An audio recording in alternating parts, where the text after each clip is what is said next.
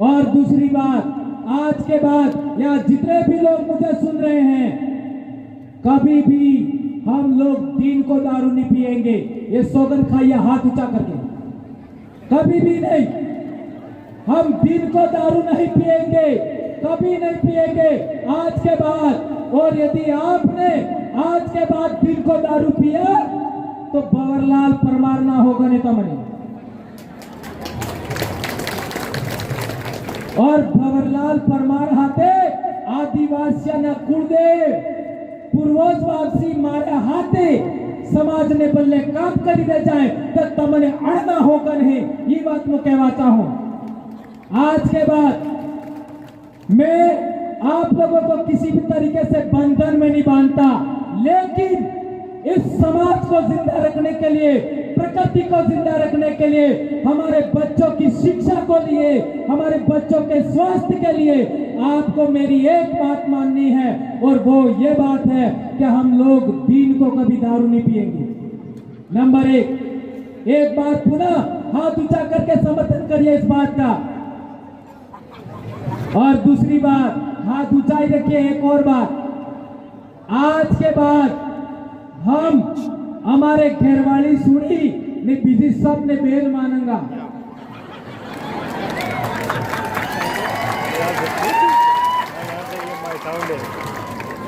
इसका मतलब मैंने जो कह दिया वो सब चाहते थे, पर कहे कौन, यह समस्या था। और मैं ऐसी बातें कहने का आदी हूं। और भंवरलाल परमार जैसा बनना चाहते हो, ये बात गांठ बांधनी होगी। मेरे को कोई बरगला नहीं सकता, मेरे को कोई अपने जाल में नहीं फंसा सकता। इसलिए भंवरलाल परमार इतना लोकप्रिय हुआ है, नहीं तो मेरे जैसे ऐसे अलग अलग रंग वाले आदमी को कौन पसंद करे। लेकिन मैंने अपना चरित्र संभाला। ये बात मैंने क्यों कही, ये बात भी समझना पड़ेगा मेरे दोस्तों। आज से 2000 साल पहले मालवा में हमारा राजा था गर्दबिल, उसका हत्या हुआ। उसके पीछे भी ये लोग कहानियां कहते हैं, उसके पीछे भी महिला का रोल है, ऐसा कहते। इसलिए आपको वापस राजा बनना है, वापस शासक जाति बनना है, तो आपको ये बात याद रखना होगा, हमारी खुद की महिला है। उसके अलावा हमें सबको अपना भाई मानना है, बहन मानना है, बेटी मानना है, भाभी मानना है, काकी मानना है, भाभी मानना है। हम किसी की तरफ गलत निगाह से नहीं देखेंगे। ये बात आज से सौगंध खा के जाइए। एक बार इस बात के लिए और हाथ ऊंचा करके समर्थन करिए, मुझे बहुत खुशी होगी मेरे दोस्तों।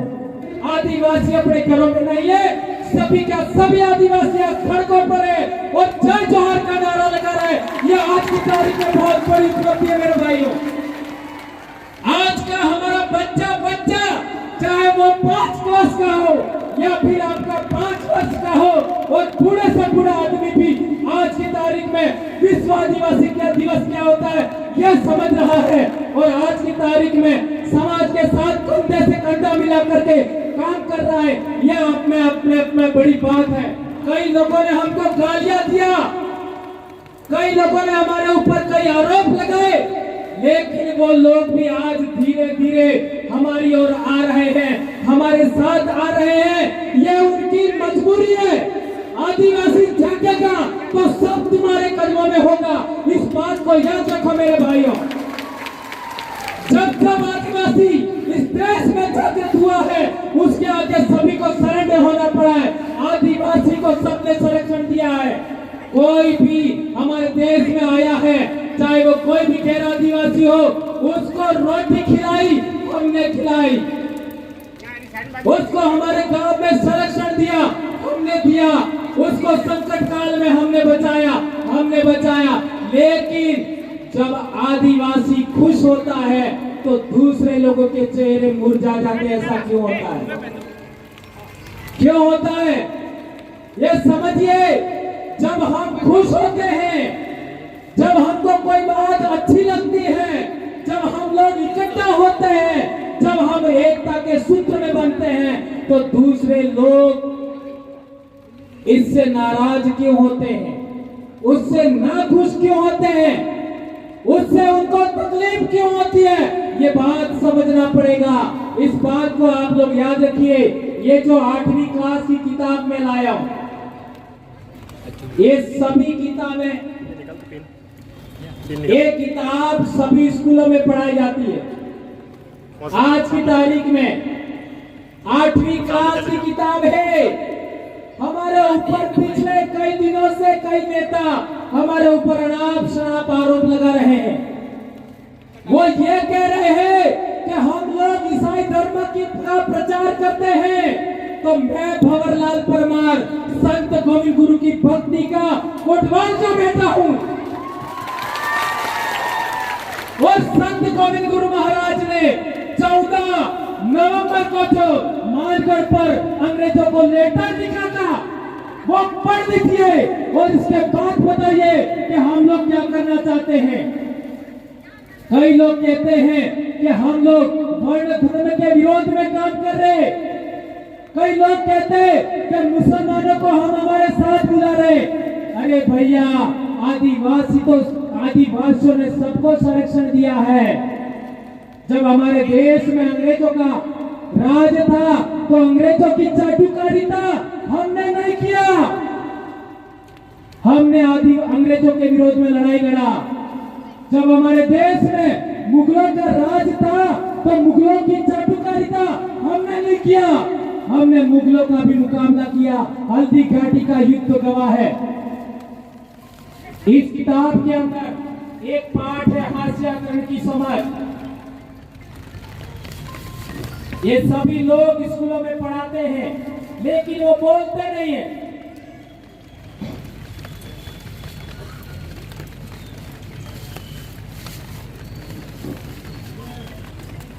मैं बता रहा था कि इस किताब के अंदर 8वीं का तीसरा भाग है।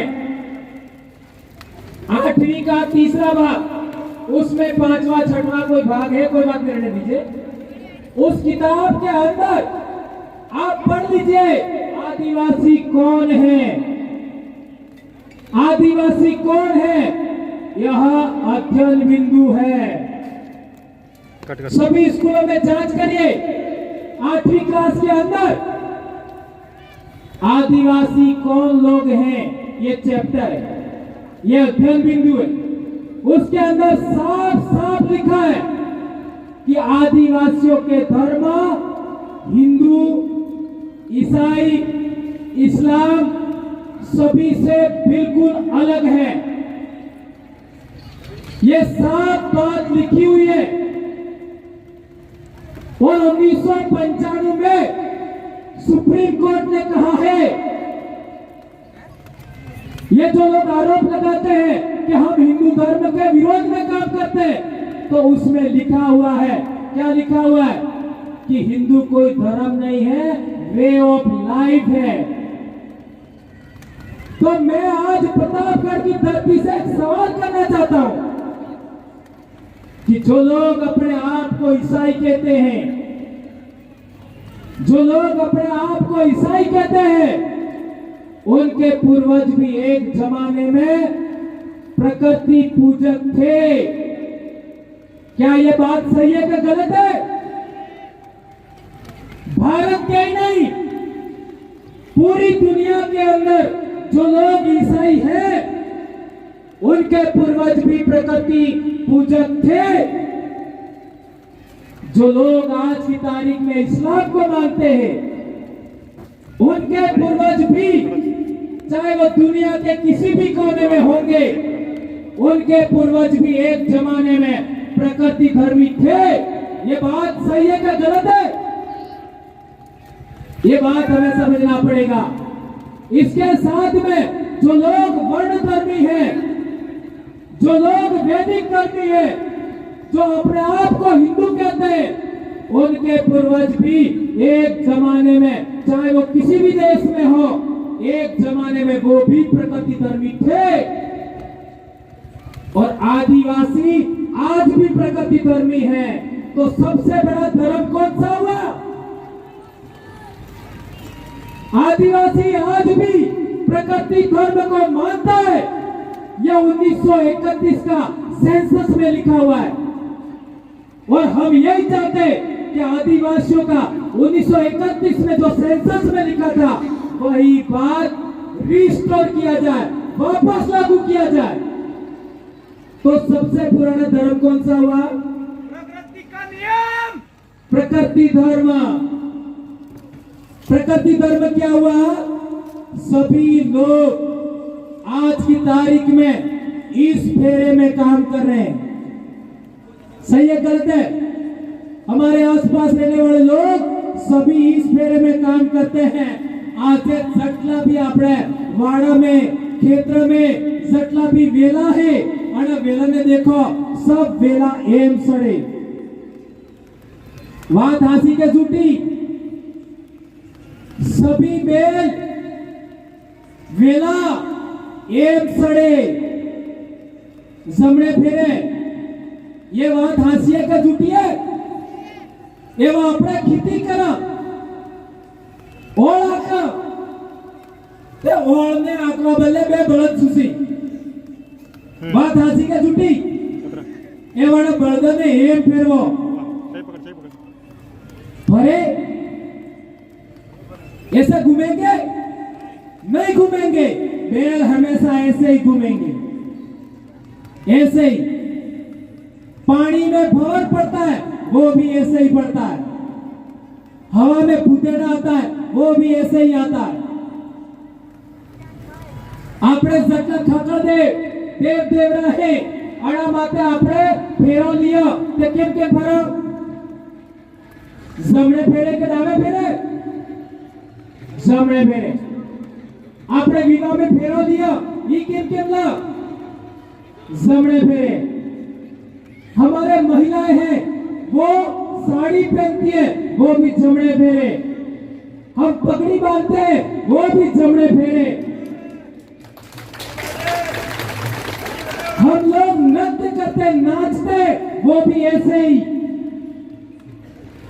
होली के समय में नृत्य करते हैं वो भी ऐसे ही करते हैं। ये राइट फेरा, ये प्रकृति का फेरा है। ये सूर्य के चारों तरफ ये पृथ्वी घूम रही है, वो हमारे समान घूमती है।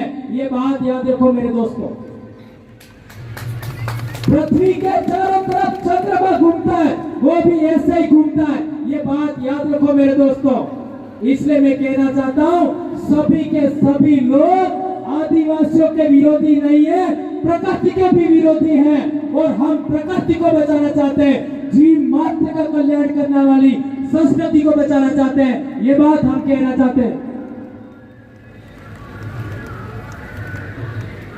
कई लोग कहते हैं कि हम गैर आदिवासियों के विरोधी हैं, कई लोग कहते हैं हम लोग इनके विरोधी हैं, कई लोग कहते हैं हम उनके विरोधी हैं। हम किसी के भी विरोधी नहीं है। हम साफ कह देना चाहते हैं जो लोग आदिवासी धर्म को स्वीकार करने के लिए तैयार है, जो लोग आदिवासी संस्कृति को मानने के लिए तैयार है, जो लोग आदिवासी व्यवस्था को मानने के लिए तैयार है, चाहे वो उनका कोई भी जाति हो, कोई भी धर्म हो, वो हमारे साथ आ सकते हैं और उनके साथ हम साथ चलने के लिए तैयार है। ये बात हम कहना चाहते हैं। कई सारे आज की तारीख में इतना बड़ा कारवा खड़ा हुआ है, कई सारे कर्मचारियों को एपीओ किया गया, कई सारे लोगों को जेलों में डाला गया, कई लोगों को निलंबित किया गया। आज हमारे डूंगरपुर में 4-5 लोगों को निलंबित और एपीओ किया गया, आप सब जानते हो। ये बहुत बड़ा त्याग की वजह से हमारे कई लोगों को जेलों में डाला, क्या क्या आरोप लगाए और इतना बड़ा मेहनत करके, इतना कष्ट झेल करके समाज को इकट्ठा किया है। तो आप लोगों की सबकी जिम्मेदारी बनती है कि हम लोग एक रोटी कम खाएंगे लेकिन बच्चों को पढ़ाएंगे।